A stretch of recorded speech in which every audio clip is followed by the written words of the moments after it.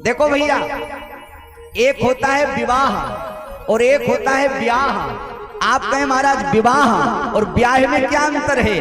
विवाह उसको कहा जाता है जिस विवाह में 2 महीना पहले से चारों तरफ से बाह बाह सुनाई दे। लड़का वाले कहें लड़की वाले कितने बढ़िया रिश्तेदार मिले, और लड़की वाले कहें लड़के वाले कितने बढ़िया रिश्तेदार मिले। इसको कहते हैं हम विवाह। बाय बाय, चारों तरफ से बाय बाय हो रही है। शास्त्रों में 4 विवाह हुए हैं, 2 विवाह सफल हुए, 2 विवाह असफल हुए, क्योंकि 2 विवाह हुए और 2 ब्याह हुए। ये तो अर्थ हुआ विवाह का, जिसके विवाह में बाय बाय हो उसका नाम विवाह। और एक होता है ब्याह। ब्याह ब्याह का मतलब जिसके विवाह होने के 1 महीना पहले और 10 साल बाद तक आह आह निकलती रहे। लड़का वाले कहें आह लड़की वालों ने ठग लिया, और लड़की वाले कहें आह लड़के वालों ने ठग लिया। इसका नाम विवाह नहीं होता, बल्कि इसका नाम होता है ब्याह। चारों तरफ से आह आह निकल रही। पहले तो बड़ा फोन करते हैं, बड़ा फोन, लड़का लड़की को, लड़की लड़का को। फोन ना हो पाए तो खेतों के बाहर निकल जाएं, कमरे में चले जाएं, हेलो हेलो। और विवाह हुआ 1 ही महीना नहीं हुआ महाराज, हम तो शक्ल ही नहीं देखना चाहते। तलाक। पहले होटलों में जाते रहे, फोटुआं निकालते रहे। क्यों मैं गलत कह रहा हूं क्या? बोलो। इसको विवाह नहीं कहा जाता है, बल्कि इसको ब्याह कहा जाता है। दिखाई देता है कि प्रेम होगा, स्नेह होगा, लेकिन वो विवाह केवल 2 महीना 4 महीना ही नहीं चल पाता है। और एक दूसरे में होता है, बेटा कहता है मैं पत्नी की शक्ल नहीं देखना चाहता हूं, और पत्नी कहती मैं पति की शक्ल नहीं देखना चाहता हूं। एक होता विवाह और एक होता है ब्याह। श्री रामचरितमानस में 4 विवाह हुए हैं, विद्वान बैठे हैं। 2 विवाह सफल हुए, 2 असफल हुए हैं, क्योंकि जो सफल हुए हैं उसमें बाय बाय हुई है। कौन है वो सफल विवाह? एक तो भगवान शिव का, चारों तरफ से बाय बाय हो रही। भले ही भगवान शिव की बारात में भूत गए, प्रेत गए, चुड़ैल गई, छिपकुली ततैया सब कुछ गए, लेकिन चारों तरफ से बाय बाय होती थी। भगवान शिव की बारात, बारात नहीं जिसको बराता कहा। विष्णु विरंजन आदि सुरु ब्राता, चढ़ चढ़ वाहन चले बराता। बाय बाय हो रही है। और एक विवाह हुआ भगवान श्री राम का। जब भगवान श्री राम का विवाह हुआ तो बहुत सारे बराती प्रसन्न हैं और यही गा रहे हैं, अरे आज श्री राम सीता का शुभ विवाह है। भगवान श्री राम का सफल विवाह हुआ। आज श्री राम सीता का शुभ विवाह है। आजी बाह बाह है, आजी बाह बाह, आजी बाह बाह है, आजी बाह बाह है।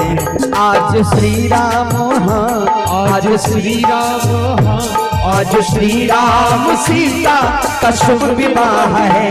आजी बाह बाह है, आजी बाह बाह है, आजी बाह बाह है, आजी बाह बाह है।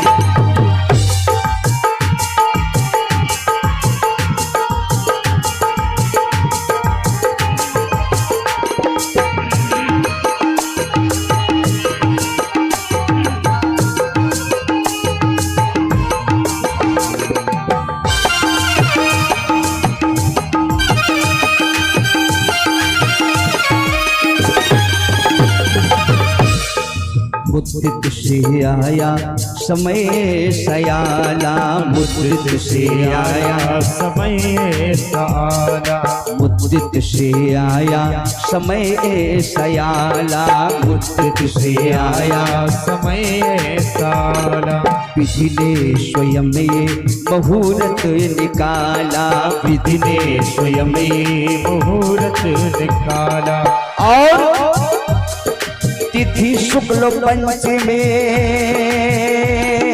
हो, तिथि शुक्ल पंचमी अग्नि माह है, तिथि शुक्ल पंचमी अग्नि माह है, अजी बाह बाह है,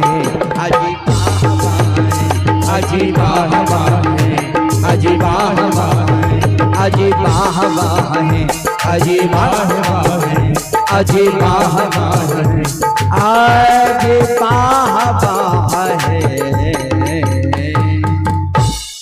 राम जी के विवाह में बाय बाय और श्री शिव के विवाह में बाय बाय, और दो विवाह असफल हुए हैं क्योंकि विवाह नहीं हुए, ब्याह हुए हैं। क्यों?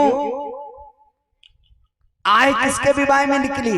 एक तो श्री नारद जी महाराज के विवाह में। लड़का चाहता हमारा इसी लड़की से हो, और लड़की कहती हम तुम्हारी शक्ल देखना पसंद नहीं करते।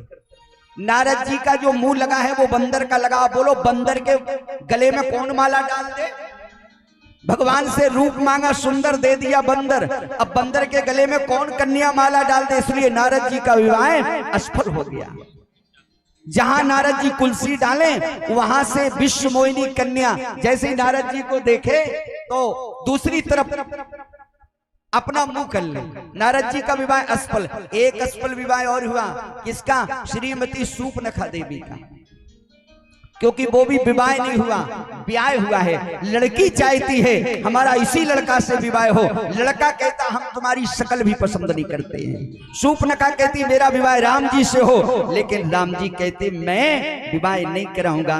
सूपनखा कहती तू मसमा पुरुष नमो समुनारे, यही संयोग विधि रचा विचार। अच्छा, ये कथा हम क्यों सुना रहे हैं? इसलिए कि हमारे यहाँ अगर अपने बेटा का विवाह करें, बेटी का विवाह करें तो ब्याह ना करें बल्कि विवाह करें।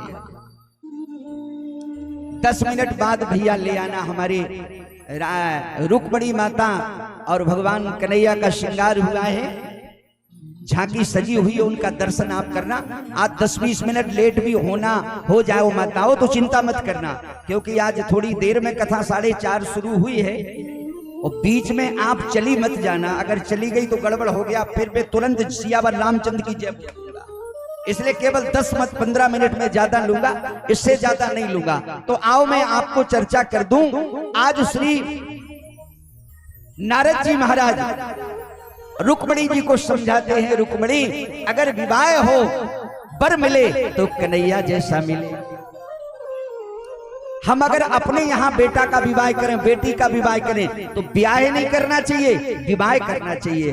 भले ही बेटी के लिए वर देखें, इतना ज्यादा मत देखना, इतना बड़ा घर मत देख लेना कि उनकी निगाह में तुम्हारी कोई कीमत ना हो, और इतना नीचा भी नहीं देखना कि 15 दिन में 4 बार लाला जी तुम्हारे यहाँ है कुछ सब ले गए। कभी थाली ले गए, कभी कटोरा ले गए, कभी लोटा ले गए, धीरे धीरे सब ढो लिया। ऐसी जगह भी मत करना। बीच वाला संबंध करना, दूसरे में प्रेम, एक दूसरे में प्रेम बना रहे, बाय हो, चारों तरफ से बाय बाय होती हो आजकल। लेकिन ना तो अपने बेटा के सुख की चिंता, न बहू के सुख की चिंता, केवल बेटा का बाप यही विचार करता रहता है कि हमारे बेटा के विवाह में दाम दहेज बहुत मिलना चाहिए, बहुत सारा सामान मिलना चाहिए, और थोड़ी सा दहेज अगर कम हो गया बस बहू से कोई मतलब। बहू चाहे जितनी बढ़िया हो, संस्कारवान हो, सुंदर हो, लेकिन अगर दहेज नहीं मिला